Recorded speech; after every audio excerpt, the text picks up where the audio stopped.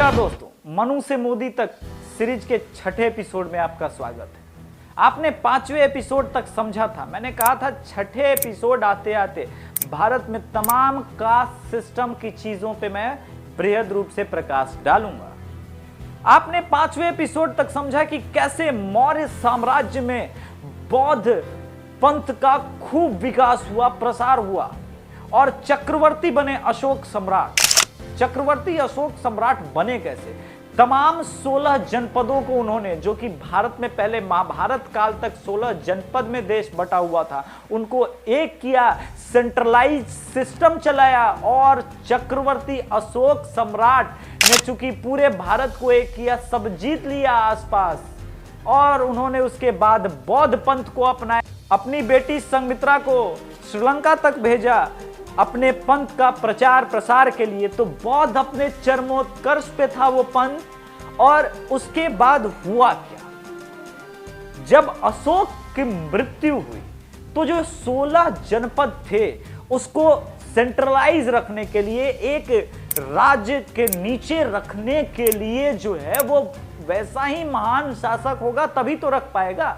पर धीरे धीरे चूंकि अहिंसा की नीति आ गई थी और अहिंसा ने आपके एक चीज को छोड़ दिया, दिमाग से बाहर चली गई वो बात कि बाहर में दुश्मन बैठा हुआ है और घर के अंदर भी वो लोग हैं जो आजाद होना चाहते हैं। उनकी भी तो राजनीतिक महत्वाकांक्षाएं हैं। तो राजनीतिक महत्वाकांक्षाएं तो दोनों तरफ थी। बाहर जो 16 जनपद से बाहर भारत के बाहरी आक्रमणकारी थे, जो भारत की तरफ आक्रमण करके भारत के वैभवशाली साम्राज्य के राजा बनना चाहते थे। और दूसरा भारत के अंदर तो बृहदत्त से शुरू हुआ मौर्य साम्राज्य खत्म भी होता है बृहदत्त पे ही। आखिरी राजा बृहदत्त थे और उनके सेनापति थे पुष्यमित्र शुंग। अब आज तक किसी भी ऐतिहासिक ग्रंथ या किसी भी चीज में यह प्रमाणित नहीं हुआ है कि पुष्यमित्र शुंग, जो कि उज्जैन में रहते थे और सेनापति थे, ये किस हवाई जहाज से सीधा नीचे उतरे और मध्य प्रदेश तक इनका ब्राह्मण परिवार आया। ये हमेशा कहते हैं ना, ये यूरेशियन है, ये बाहरी है, यहाँ के हैं, वहां के हैं। सब इन्होंने यही कहा ना कि पुष्यमित्र शुंग ही ब्राह्मण वंश का संस्थापक था, इससे पहले हिंदू धर्म था ही नहीं। अब इसी मिथ को तोड़ने के लिए छठा एपिसोड आपको काम करेगा। पुष्यमित्र शुंग चूंकि मध्य प्रदेश के उज्जैन में थे तो ये हवाई जहाज से तो नहीं आ सकते, साउथ से, नॉर्थ से, ईस्ट से, वेस्ट से कहीं आए होंगे।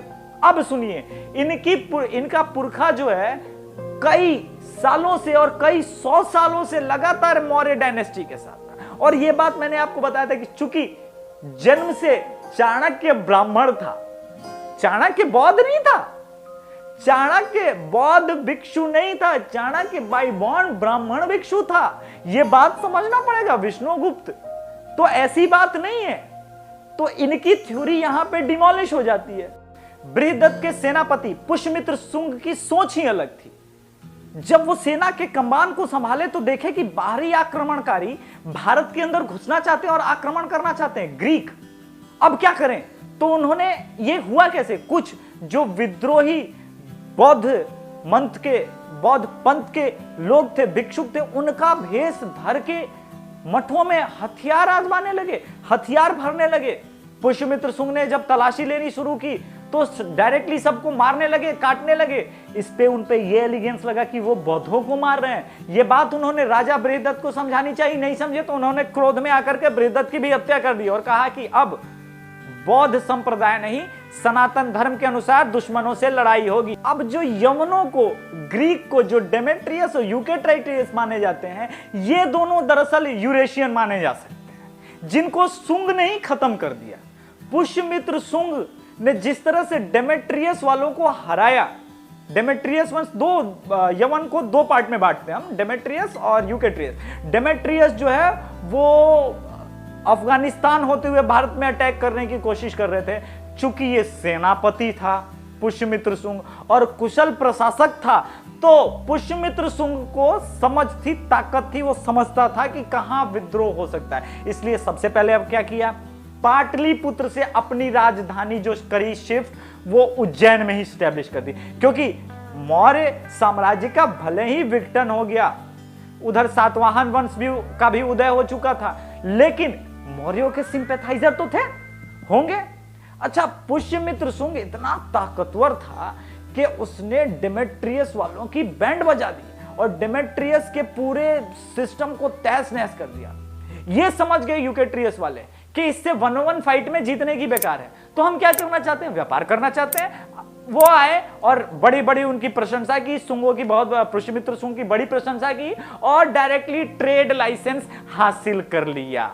ये स्टाइल अपनाया। आप समझ रहे हैं। उधर शकों को भी पुष्यमित्र शुंग ने मार के भगा दिया, यानी शक और यमन जो दोनों बाहरी आक्रमणकारी थे, उससे भारत को सेव कर लिया और अपना राज्य विस्तार शुरू कर लिया। आखिर में वो विदर्भ तक चले गए, यानी आप समझिए पूरा नॉर्थ रीजन होते हुए, महाराष्ट्र वगैरह होते हुए पूरा विदर्भ भी कैप्चर कर लिया। बहुत बड़ा साम्राज्य पुष्यमित्र शुंग ने बनाया। अब पुष्यमित्र शुंग को क्या करना था, पुष्यमित्र शुंग ने 2 अश्वमेध यज्ञ भी किए।